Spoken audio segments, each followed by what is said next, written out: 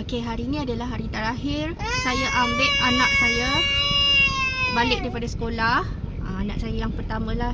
Dia PPKI. Dia special education lah. Sebab dia autism. Macam ni lah keadaannya dekat dalam kereta.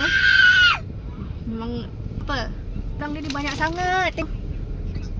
Baik dia lagi tadi parents lagi bagi macam-macam ni yang barang-barang dia lah yang cikgu dia bagi file-file dia.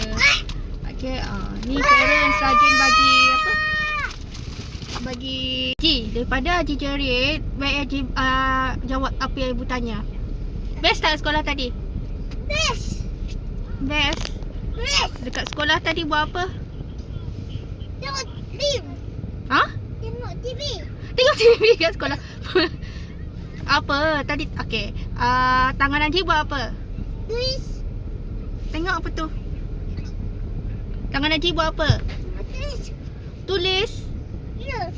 Tulis apa? Tulis ABC. Oh, dia belajar ABC. Okay, mata Haji buat apa kat sekolah? Tengok TV. Tengok TV. Janganlah macam tu. Mana ada tengok TV kat sekolah? Macam tu. Tengok TV kan? Kaki Haji buat apa kat sekolah? Pijak lantai, pijak rumput. Pijak rumput. Ya.